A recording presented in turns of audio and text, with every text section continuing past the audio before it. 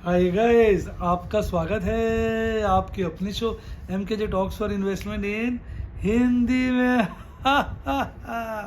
कैसे हैं आप भाई? आज मैंने खास बात देखी जो आपको बताता हूँ। देखो, बाज़ार में ना डेफिनेटली क्वालिटेटिव चेंज आया है। मैं आपको बताता हूँ कैसे। आज बाज़ार लगभग बढ़ा है 0.5%, ठीक है ना। अपना निफ्टी कितना बढ़ा है? 0.51। और मेरा पोर्टफोलियो एक तो बढ़ा है 0.61, सुन रहे हैं आप, और दूसरा वाला बड़ा है। इसमें ना प्लेजिंग वाले शेयर्स का इफेक्ट नहीं आता है, तो हिसाब से वो भी ज़्यादा ही बड़ा होगा। दूसरा वाला बड़ा है 0.54। तो यानी आज बाज़ार ने लगभग वैसा ही परफॉर्म किया है शेयर वाइज जैसा इंडेक्स भागा है। और इस वक्त जिस तरह के हालात बन गए हैं ना, तो इस वक्त ये कहने में कोई अतिशयोक्ति नहीं होगी भाई, सीन चेंज हो गया। सीन चेंज हो गया मतलब आप इस चार्ट को देखिए। पिछले कितने समय से कैंडल्स जाती थी मिडल बोलिंजर बैंड या 50 डेज मूविंग एवरेज के बाद वापस आ जाती थी। अब कैंडल ऐसी भागी हैं, रुक ही नहीं रही है। क्योंकि लोगों का बहुत विश्वास हो गया था और उन्होंने दबा के शॉर्ट किया। मैंने भी शॉर्ट किया, पर कैलकुलेटेड। मैंने अंधा शॉर्ट नहीं किया, मैंने कॉल्स बेची हैं। शॉर्ट ही कहलाता है वो, लेकिन अच्छे रेटों की डिलीवरी जाए, अपन नाचते गाते हंसते लौट आए। यानी कहने का अच्छा मुनाफा हम कमा लेंगे। और हमारा तो काम ही यही है कि सारा माल तो बेचते नहीं है, एक लॉट को बेच देते हैं, फिर बाजार गिरेगा तो उसको वापस रिकवर कर लेंगे। डार्लिंग, बात को समझे। अब मैं आपको समझा रहा हूँ, क्योंकि इस वक्त माहौल बड़ा तेज है। हालांकि MKJ गैप फिलिंग थ्योरी कह रही बाजार को गिरना चाहिए, पर वो गिरेगा, रुक के गिरेगा। अब जो कैंडलें जिस तरह से ऊपर गई हैं, बहुत ज़्यादा मजबूती दिखा रही है। और यहाँ डेथ ओवर क्रॉस ओवर बनने के बावजूद बाजार जो है बिल्कुल रूटीन में भागे जा रहा है। अब अगर ये तेजी कम से कम अगले 10 दिन रहती है, तो फिर मेरे को लगता है ये जो हमारा डेथ क्रॉसओवर बना था, ये ज़्यादा एग्जैजरेट नहीं होगा, और पहले ही गोल्डन क्रॉसओवर बन जाएगा। तो ये अगर 10 दिन तेज़ी रहती है तो अब ये 10 दिन बड़े सावधानी से निकाल लें। ऐसा नहीं करना सारा माल निकल जाए। जैसे आज मैंने शेयर बेचा ही नहीं कोई, आज मैंने कोई नया ट्रेड नहीं लिया। कॉले बेचते मुझे डर लग रहा था, और पुट्टे में बेचना नहीं चाह रहा था। मुझे लगा बाजार काफ़ी ऊपर चला गया, अब रिस्क रिवॉर्ड इतना फेवरेबल नहीं है, और कोई भी शेयर ऐसा नज़र नहीं आ रहा था जिसकी पुट बेची जाए। हालांकि मैंने आपको देखा होगा लाइव डेमो दिए थे। अब आप कहेंगे लाइव डेमो देखे कैसे भाई? मेरे व्हाट्सएप के स्टूडेंट बनिए ना, 7011-323-077, 7011-323-077। मेरी टीम को कॉल करिए, या यूट्यूब पर जाके मेम्बरशिप सेक्शन में आप मेरे लाइव डेमो के लिए मेंबरशिप ज्वाइन कर सकते हैं। तो पीछे मैंने लाइव डेमो में दी आपकी कई सारी पुट्टों की सेल, क्योंकि तब ना कुछ शेयर्स गिरे पड़ते हैं। आज माहौल ये हो चुका है कि कोई भी शेयर ऐसे लेवल पे नहीं है जहाँ रिस्क रिवॉर्ड बहुत ज़्यादा फेवरेबल भी हो। यानी अब बाजार जो है थोड़ा सा ऐसे जोन में आ गया है कि बाजार गिर सकता है, और कुछ शेयरों में बड़ी भयंकर भारी गिरावट आ सकती है, जिसमें लोगों को ट्रैप किया जाएगा। जैसे चढ़त में लोगों को, शॉर्ट वालों को ट्रैप किया गया, मन्नापुरम में ट्रैप किया गया, टाटा मोटर्स में ट्रैप किया गया, MGL में ट्रैप किया गया, IGL में ट्रैप किया गया। भाई कितने नाम गिनवाए, बहुत सारे शेयरों में ट्रैप किया गया। तो ये शेयर बाजार की नियति होती है। शेयर बाजार जो है एक समझिए दानव की तरह होता है, ऑपरेटर, जो बारी बारी से कभी इसको कभी उसको खाता रहता है, और हम लोग दानव का शिकार हो जाते हैं। तो यानी इस वक्त मेरे हिसाब से हमें सोच समझकर वो शेयर जो काफ़ी भाग गए हैं, उन्हीं की कॉलें सही रेटों पे बेचनी चाहिए। अदरवाइज क्या होगा, हमारा सारा माल जो है सस्ते रेटों पे निकल जाएगा, क्योंकि इंडिया विक्स के कम होने की वजह से कॉलों के प्रीमियम भी कम है, पुट्टों के प्रीमियम भी कम है। तो ये आप अगर ध्यान रख के ट्रेड करेंगे तो आपको अच्छा मुनाफा हो जाएगा। और अगर किसी आदमी ने शेयर नहीं खरीदे तो कुछ शेयरों के नाम बता देता हूँ जो बहुत भागे नहीं है। जोमेटो हो गया, आपका वो बर्गर किंग हो गया, RBA करके जिसका नाम आ गया है, इवन और भी है, पेटीएम भी इतना नहीं भागा है, LIC भी इतना नहीं भागा है। इसके अलावा मतलब ये वो शेयर है, मैं बता रहा हूँ, ये नहीं कह रहा हूँ उनको खरीदो आप, मैं बता रहा हूँ जो भी जिन्होंने इस रेस में पार्टिसिपेट नहीं किया। इवन टाटा मोटर ने भी पार्टिसिपेट नहीं किया। टाटा मोटर काफ़ी गिर गया था, गिरावट से उसने डार्लिंग रिकवरी ज़्यादा ली है, पर ऐसे मुकाम पे नहीं पहुंचा जहां आपको बहुत भाग गया, क्योंकि अभी भी 200 के नीचे एक अच्छी सेफ बेट टाटा मोटर भी नजर आती है। इसके अलावा अगर आप देखेंगे जुबिलियंट फूड नहीं भागा, आप देखेंगे SBI कार्ड नहीं भागा, आप देखेंगे इंडसइंड बैंक नहीं भागा। डार्लिंग, आपको निगाहें चाहिए किसकी? कातिलाना, कहते हैं ना ईगल वाली निगाहें।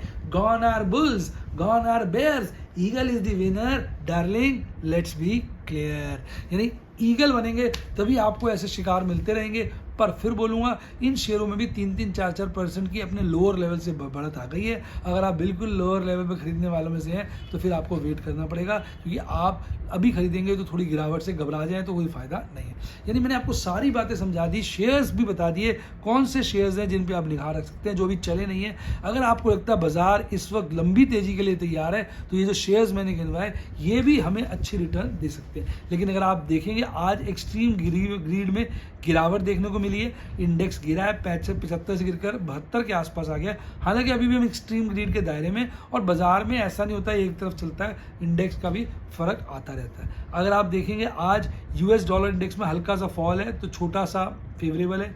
आपका क्रूड ऑयल बढ़ा है, ये एडवर्स है। आपका रुपया फिर वीक हुआ है, डॉलर बढ़ा है, ये एडवर्स है। और आपका यूएस 10 ईयर ट्रेजरी यील्ड बढ़ी है, ये एडवर्स है। यानी एक छोटा पॉजिटिव और 3 बड़े नेगेटिव इस वक्त बाजार में नजर आ रहे हैं, जो एक अच्छी बात है। एफआईज ने अपना कहते हैं ना बदल लिया है तरीका, बदल अब लौट चले, अब ये गाना गा रहा है एफआईज और वापस आ गया। आज 2000 करोड़ की आप देखिए कैश सेगमेंट में बड़ी खरीदारी करी, 1673 करोड़ की इंडेक्स फ्यूचर्स में, स्टॉक फ्यूचर में 1475 करोड़ की, कुल मिलाकर बहुत दिनों के बाद 5000 करोड़ से ऊपर की नेट खरीदारी करके एक नया मुकाम बनाया है। और डीआईज की बात करें 225 करोड़ की बिकवाली करी है। इसके चलते कैश सेगमेंट में आज एक रिकॉर्ड 1700 करोड़ के आसपास की खरीदारी देखने को मिली। उस हिसाब से इंडेक्स इतना आज चढ़ा नहीं है। इंडेक्स मात्र 90 पॉइंट चढ़ा है, कोई खास बात नहीं, पर एफआईज की स्टॉक में इंडेक्स बड़ी स्ट्रांग हो गई है। और इंडेक्स फ्यूचर्स में भी, और सॉरी इंडेक्स फ्यूचर्स और स्टॉक फ्यूचर्स दोनों में उनकी पोजीशन अब बड़े अच्छे लेवल पे आ गई है। आप कह सकते हैं रीसेंट हाईज पर आ गई है। तो अब जैसे मैंने कहा रिस्क रिवॉर्ड में थोड़ा सा हमारे फेवर में कम हो गया। निफ्टी 50 आज भी जैसे तैसे करके आधा % के लपेटे में तेज था, लगभग 100 पॉइंट के आसपास, टू बी प्रिसाइज 90 पॉइंट पढ़कर डार्लिंग बंद हुआ। कल बंद हुआ था 17,722 पर, आज 17,059 पर, यानी लगभग 30-40 पॉइंट के बीच में चढ़कर खुला। और बॉटम आज का शुरुआती दौर में 17,717 का कल की क्लोजिंग से हल्का नीचे बनाया, फिर घूमता रहा थोड़ा नीचे, फिर भागा और आखिरी क्षणों में 17,825 का पीक बनाकर वहां से हल्का गिरकर डेज हाई के आसपास 17,812 पर आधा % से ज्यादा 90 पॉइंट चढ़कर बंद हुआ। आज के स्टार परफॉर्मर थे फार्मा शेयर्स।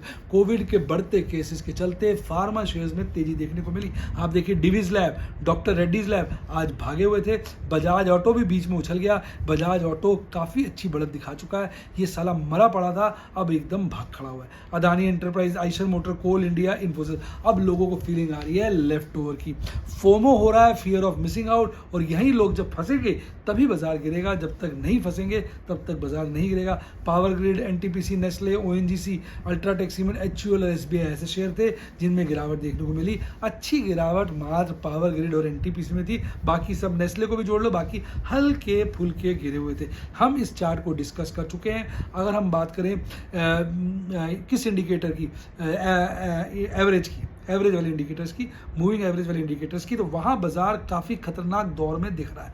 पर अगर हम बात करें कैंडलस्टिक चार्ट पे बहुत ज़्यादा मजबूती है, एमएससीडी पे बहुत ज़्यादा मजबूती है, आरएसआई पे भी बहुत ज़्यादा मजबूती है। आरएसआई में तो ओवरबॉट जोन में आने वाला है, 65.62 का तो ये बन ही चुका है।